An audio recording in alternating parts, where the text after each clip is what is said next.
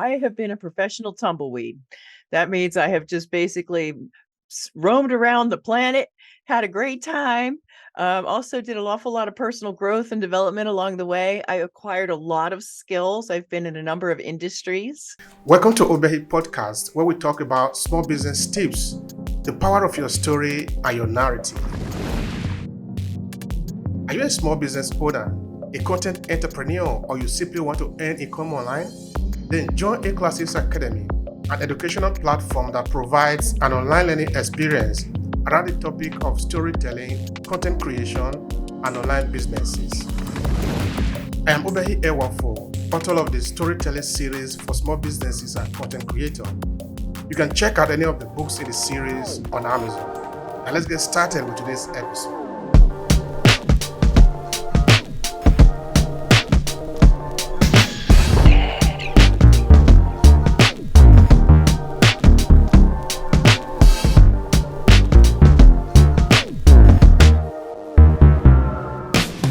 Pretty much anything that didn't include blood, as long as it didn't, I was in it. But what I've loved to do the most, I know, right? Was promotions, marketing, brand promotions, and messaging. I've had a knack for wordsmithing since I was a child, and now I've parlayed that into work as a project consultant, helping people to find their avatar, craft their message so it's compelling, and write books that are page turning. All right, first of all, help me understand this. How did you get into book writing? That is very important. Let's start from there. It's we could go way back, but I won't. I was interviewed one time by a ghostwriter, and it struck me like a big yes. That's what I call it, a big yes. And I was like, wow, how do you get into that?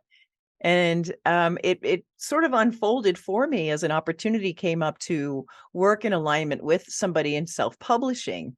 And then he gave me a shot at being an editor. And then he saw what I had a talent for, which is story development and content strategy, and giving my clients and our authors an angle so that they could differentiate themselves in the marketplace. Because I'm a marketing-minded writer first, and I always have been. So for years and years, I owned a promotional products company, for instance, and I knew that global brands needed a way to stand out. Don't just run to Vistaprint and get another mug for your event. And so the creativity in helping a brand to differentiate, be remarkable and memorable has always been in my blood. I think I was born this way. When I was a kid, I used to love the show Bewitched, and if I couldn't master twinkling my nose to make stuff happen, I wanted to be in advertising like her husband. I just knew it since I was a little kid. That's interesting. That's really interesting. Yeah. So now, what do you enjoy? Which part do you enjoy most in your writing? Okay, now of course we are moving to advertising just now, but since you're also a writer, it's interesting to know what you feel because people like to know what is going on in the mind of the writer. So, which part of the writing process do you enjoy the most? I love interviewing people. I've had 9 shows myself, whether it was TV or radio, or it was called internet talk radio before podcast was invented. And I love interviewing stories out of people. It's a natural knack I have. And that's actually one way to get a book done in about 30 days is that I interview the story out of someone, get it down on paper and create a manuscript. And from idea to ISBN, they're a published author. So it's the interviewing part that I enjoy, but then the crafting of the story and resetting it. AI can't do what I do. I'm just saying. There's no way, because the the seeing the big picture and then pulling these pieces out and weaving in the story, finding the message, finding the meaning, and then bringing that to the forefront using paintbrush words so it becomes alive. It's illustrated by the choice of words that you use. You know that about storytelling. You want to use emotions that convey. Well, Absolutely, absolutely. This is what we talk about often, also on our LinkedIn audio live. Emotion is actually what says because if you are not using emotion, you are just throwing out data out there, which can actually be valid, but you're not really touching the human string, the heart string that is going to make somebody what? yes. Yeah. That is where it happens. Yeah. And some people think they don't have a story or they don't want to tell their story. And so I love this part too, because I can take very dry content and bring it to life, even if they don't want to insert their own story into it. I can find ways to do that, to bring quotes or illustrative examples, case studies. These kind of things help them to get their message across without bearing their soul. Not everything has to be a soul bearing experience. That's true. That's Yeah. true. Yeah. Now tell me, kind of a curiosity of mine. When did you realize that this work that you are doing within marketing and book stuff is what you really wanted to do? I mean, when did it happen to you? I would say 6 years ago, probably, when it became a profession. Prior to that, it was me hoping that someday I could get a book published, and I didn't know how. And then I say stay focused on the what, and the how will make itself known. And that actually happened for me, where I met someone who saw some talent in me and gave me a chance. And then I published my first book. It's, in 5 days. I wrote it in 5 days. And I was inspired by my own ability, I guess you could say, to really hone in and be succinct and get this puppy done right on time for Mother's Day, which is what it was for. And I was like, if I can do this, I can do this for other people and really help them to create a book, a foundational piece to all their marketing in the future so that they can stand out with their brand out too. That's interesting. I love that. So the experience you had in that first publication has been inspiring for you, right? Yes. hmm All right, let's talk about the marketing of books now because a lot of authors out there that are listening to us, of course, they are fascinated about this particular part of it. Okay, some don't know that they need to market their work for them to get sales, no? And Yeah. of course, they're not going to be surprised that the sales are not coming in. So tell me, give me a kind of a background about your how you navigate those areas. Okay, what I want to start with is a little bit before they've published their book and are thinking about marketing, just a little bit before that. It all starts with a great title. And I want to give you an example of what typically happens for writers is they get hung up on the how of what they do, and the reader doesn't care how you get them from point A to point B. They just want to know what the results are. And one of the examples I wanted to share with you was Willie J is in the music industry, and he has been through a lot and harsh setbacks. And he discovered, of course, that resilience was his thing. That's how you bounce back, right? It's resilience. It's what it is. And so he wanted to title his book Resilience is Brilliance.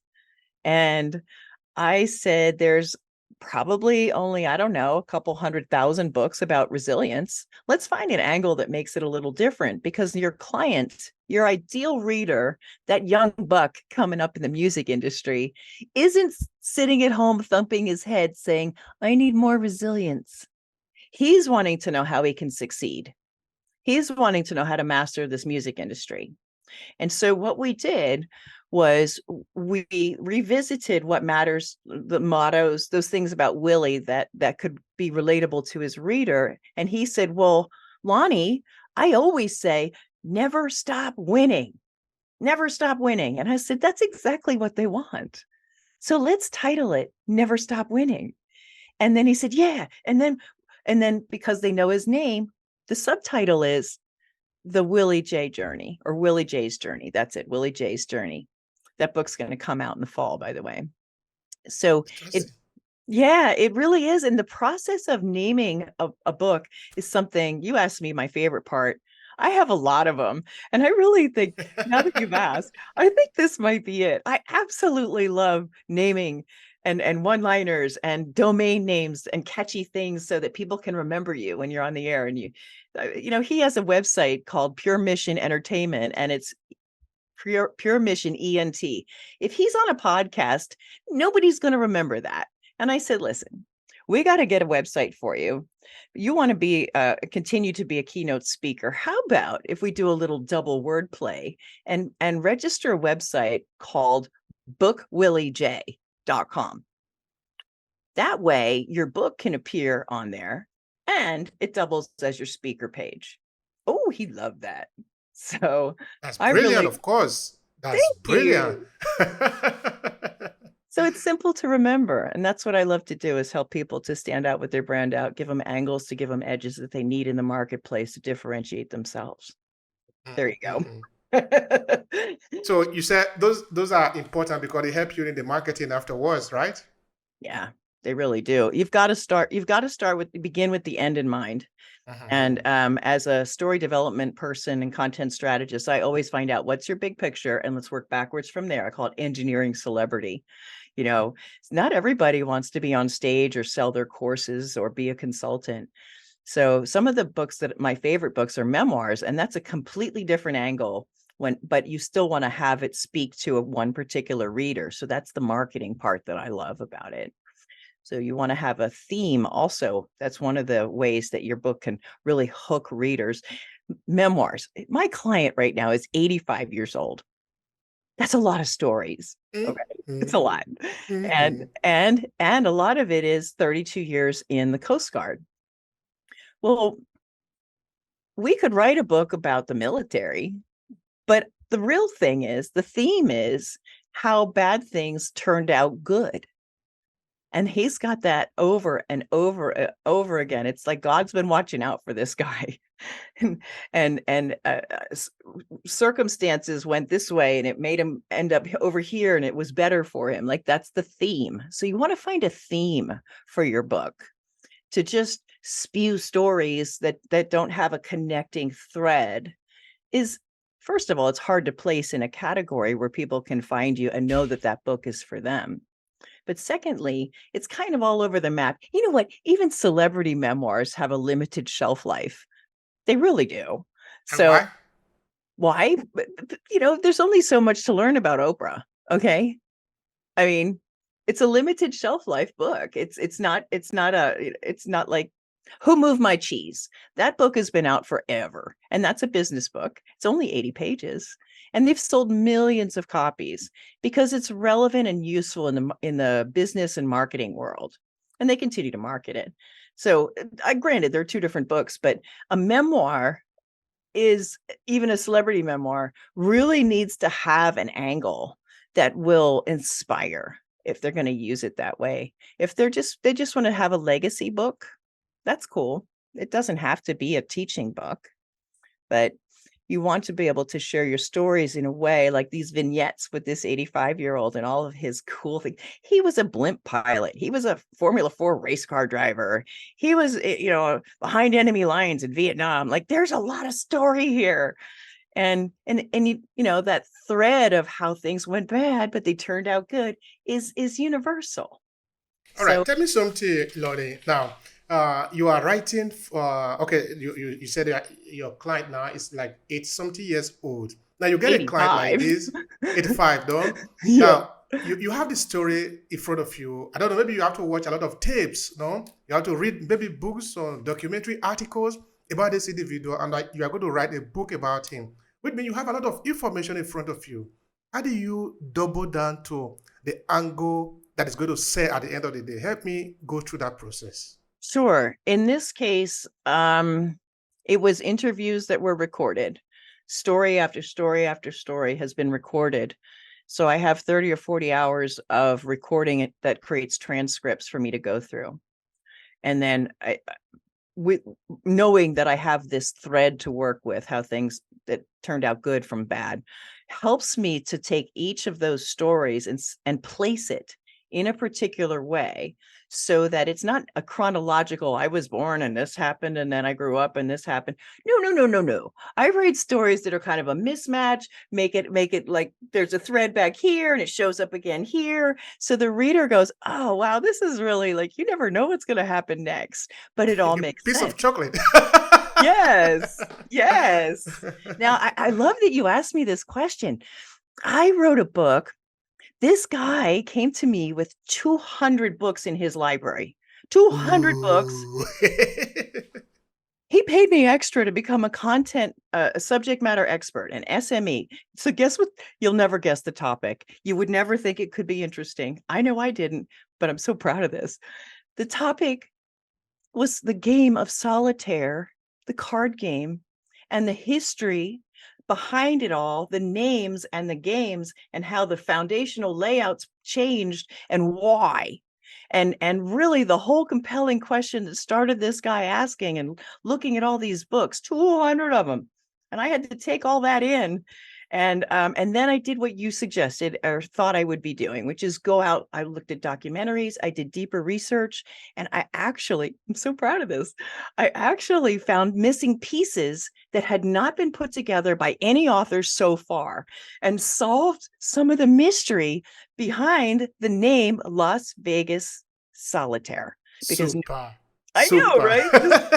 I love research. It was a big job, but it's a great read. I found out that gangsters are involved, and a lot of the myths, they're just so yeah. And then titling it, the real deal about solitaire, the man, myth, and money behind it all, like, you got to read this. So That's yeah, interesting. That's yeah. interesting. All right, but how do you, who are you really working with in sort of your client? Tell me a bit about who are your sort of target audience that you work with in writing book for them, for example. Creative nonfiction is my thing. I have helped fiction writers to get their books done. Very proud of that, because it's not really my genre, but because I can come in and see things from a third party, I can help them to craft their fiction story, but mostly it's nonfiction.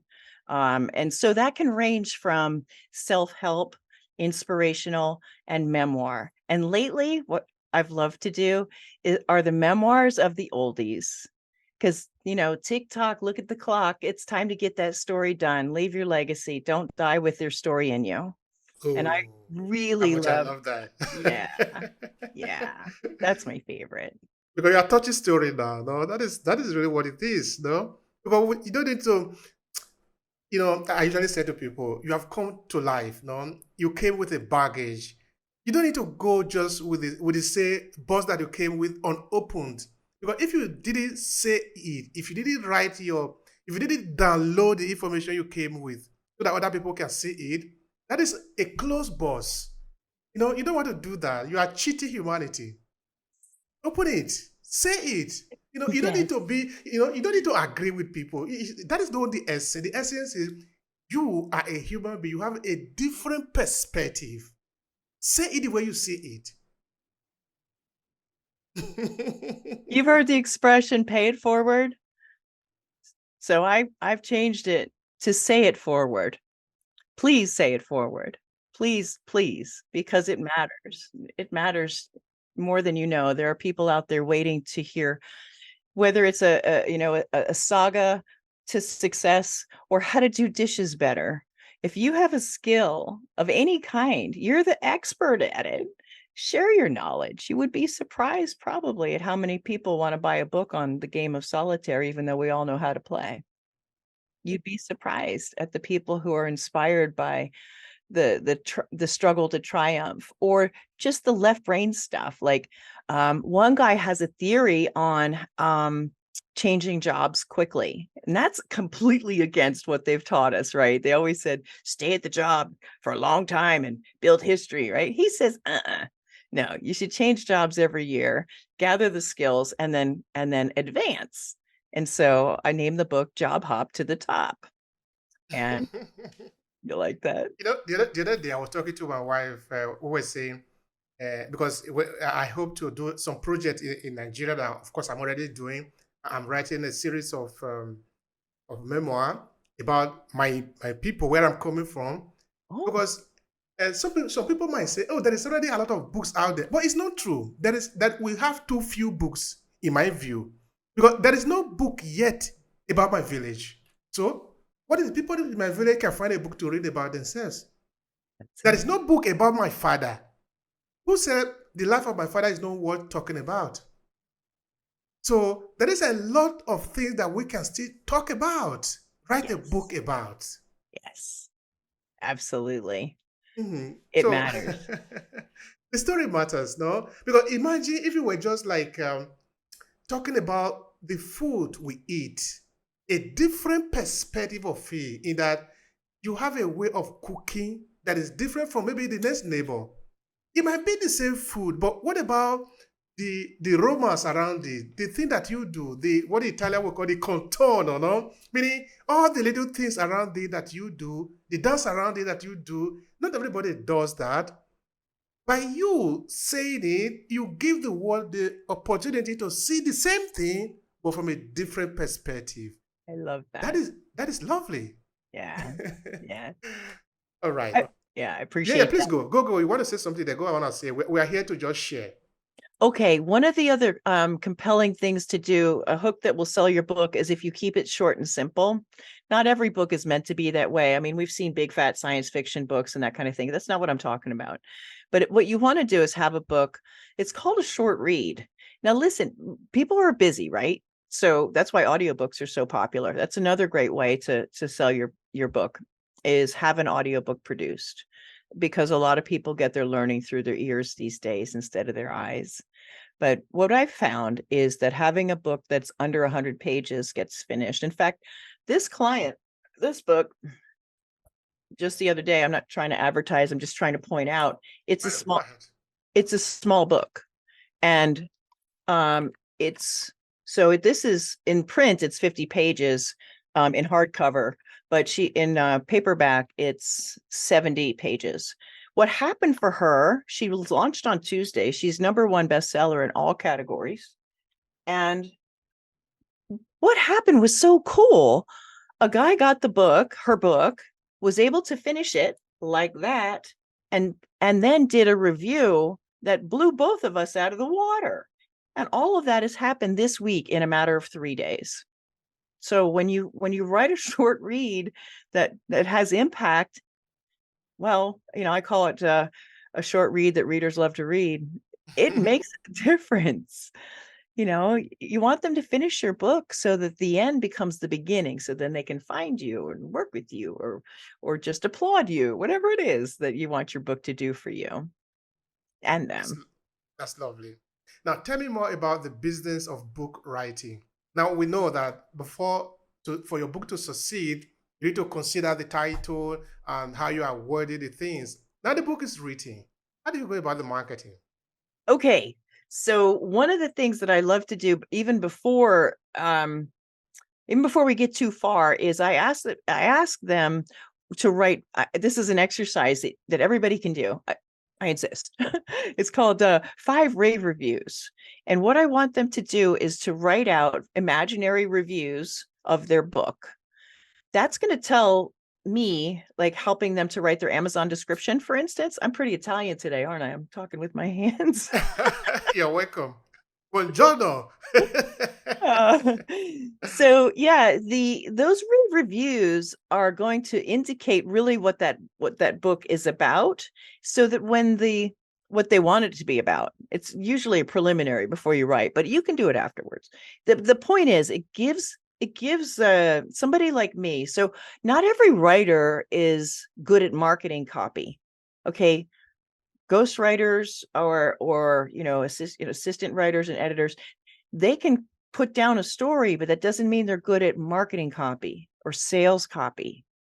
And as a book producer, I happen to have those skills. And so one of the best ways to get your book sold on Amazon is, in the opening of your book description, either have somebody write it, or you, whatever, write up that this book is funny, this book is impactful, this is one of a kind, because people are scanning. They're scanning quickly, and you want to grab them with that first paragraph so that they can't let go. Okay. The next thing that's going to happen is they're going to click into that window, that Amazon sample preview window. It's about 20 pages long. If you're smart, what you'll have done is what I call front loading, telling some really compelling story or funny stuff, images like I did in my book, that make people laugh and see what's coming next. That first 20 pages that Amazon puts out there is so vital to selling your book. Don't drag your feet in the front end, because it will make a difference. And then your back cover. Now, these may not be the tips you were looking for marketing and sales of your book, but honestly, if these things aren't in place, well, It's going to impact your sales. It just will. You want to have the back cover be really compelling. And there's different ways to have somebody write your back cover. Please do. Please have somebody else write your back cover. It's marketing copy, and it needs to really register with the avatar. So you want to have a marketing minded writer do that. The other way that really makes a difference in selling your book is becoming a bestseller. And it becomes a foundational piece that you'll have for the rest of your life. It sounds great when you're introduced on stage. Welcome, #1 international best-selling author. It really does give your book an angle that gives you the edge out there. Some podcasts won't even have you on if you're not a best-selling author. There's that. So that's another marketing tip for selling your book, is getting on the air. How do you become a bestseller? Let's share your experience. Well, I work in an association with someone who does that for people. It's a total done for you program. And I have purposely covered my ears and my eyes and said, I don't want to know how you do your magic. Just do it. And he guarantees it. So that's really his way. Other people have systems, but it's not my thing. I have seen that people can do it by a DIY, where they can just tell everybody to go at 10 a.m., go get my book. And that will likely register the book with the Amazon algorithm. It depends on the categories they're in, though. It just depends. If they're not placed in the right category, like Lisa Nichols, the motivational speaker, was placed in a category alongside Brene Brown and Oprah Winfrey. Her book did not do what it was supposed to do because of that. So, that's got everything. The competition is too strong. Yes, you got it. Now, you said hook that sells books, something like that, no? Hook that sells book. Hooks that sell books. Yeah, what do you mean by that? Well, those hooks are some of the things we've talked about with a compelling title. If you have a weird title, make sure you have an explainer subtitle so people know what's going on. But really, it's the marketing that I know the most about is podcast marketing. And when you're interviewed on podcasts, which is often for free, more than likely, you want to really just bang it right out of the gate. You want to open up, and the typical question is, so why did you write your book? And so I train people to open their mind and say, let's start with something startling, or a mission statement or a benefit statement, not like, oh, well, I've always wanted to write a book. No. Why did you write your book? Well, nobody believed me, but I found this. Now that's going to make podcast listeners go, what? Nobody believed you about what? They're going to listen. Or a mission statement. Why did you write your book? Well, after I watched my child wither away at the hands of the MDs, I found a solution, healed him, and I want to help other mothers. People will listen. That's a compelling hook that sells your book. Believe me, it's a unique angle to come out of the gate. So tell us who you are and how you show up in the world. Well, I'm a mom in St. Louis with 4 kids. Snooze. No. You don't want to do that. Nobody wants to hear that. Their time is valuable, and they can change the channel quicker than you can change your mind. So you want to come out of the gate saying, you know what? I've been married far too long for this man to be doing this, and I figured a way for women to take care of themselves when they got a controlling husband. Bam. You're going to listen to that, aren't you? That's going to sell books. That's interesting. Yeah. All right. Now, looking at the different books that you have helped people to write or to market, which one would you say is the most interesting one for you, and why? That's a great question. Wow. Okay. Wow. Okay. So Kicking Karma's Ass, this book, this is a memoir, and she's in construction, 30 years in construction, a lady from Jersey, very tough, solo business owner after her husband died, and she lost 1.25 million in the process of his cancer and her business folding. So it's a fascinating story. It took a lot of time. What was interesting for me as the writer was that she really wasn't exactly emotionally available to tell me how she felt back then. She would just be like, oh, I cried. I'm like, okay. So I had to actually pull on acting skills that I have and become her and imagine and then create scenarios. So it's creative nonfiction. People often wonder, how the heck do you have that? Creative nonfiction looks like this. There's certain facts and insights to share, but there's a creative way that you can wrap them all together. And that's what I did with her over and over again, is I was able to literally become Patty and create scenarios and assume her identity, attitude, all that. In fact, people here in Tennessee were like, you sound like you're from Jersey. And I said, yeah, that's where this client's from. I've been talking to her a lot. I picked up the accent. What can I say? So it was really fun to do her book. A lot of work, but it was really fun. And the solitaire book, I really enjoyed that too. Which book have taught you maybe the best lessons so far in your craft, in your work? Because sometimes all of them are not the same now. All the different clients that they're working with, maybe writing the book for them, they are not the same. Some of them you learn from, some of them they teach you things. So help me understand, what have you learned along the way, looking at this different work? One of the hardest things I had to do was to write books that I don't understand the content. In fact, this one, the ABCs of LGBTQ, I still don't get a lot of this. So it really pulled on me personally to be able to help the author to convey what she wanted to say to newbies. She said, that's why I picked you, because you don't have a clue. And I said, yeah. I said, if I don't understand what you're trying to say, you can bet nobody else will either. Help me out, sister. And so it was a lot of work and to wrap my head around these concepts. And it's not my thing. It's not my world. It's theirs. And I was just there to help her convey what she was born to say. Right. So I had to learn how to put aside. I mean, that's a writing style too, is we have to put aside our own voice and make sure that the author's voice is the primary voice, not the writer. I know one woman who hired a ghostwriter from England, and she's from Wisconsin. And Wisconsin sounds like this. Okay, I really did a bad job. And she said her book sounded like an old British man wrote it. And I was like, didn't you check in? Didn't he give you copies? Didn't you have some meetings? I guess not. She said her book sounded like an old British man wrote it, which was true. A true writer can take on your voice and really echo that on paper. And that in itself is an exercise. It's a great question you ask. It is always different with everyone. And that's why I like it so much. Beginning, middle, and next. That's great. That's great. All right. Now, listen, you've spoken a lot about what you do. Now people are interested. They want to get to meet you or to work with you. Tell them how to reach you. Oh, thank you. Thirdpartyinsights.com. That's where I'm a project consultant and I help people to get really quick fixes. Got a lot of resources in here that in these little microburst sessions. So there's a contact page on there. You can see what that's all about. You can also contact me on LinkedIn. I'm the only Lonnee out there. So it's linkedin.com/Lonnee. And yeah. That's lovely. It. Now, in a very brief few seconds, what would be your final thought here? Conclude it.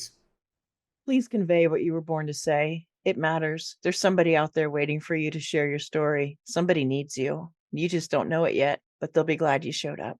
Thank you so much, Lonnee. Thank you so much. I really appreciate the conversation, the sharing, and the value that you added here. I appreciate it. Thank you. If you enjoyed this podcast, please subscribe so you never miss any of our future episodes. Rate and review Obehi Podcast and share with your friends who might need it. Thank you so much for listening, and talk to you in the next episode.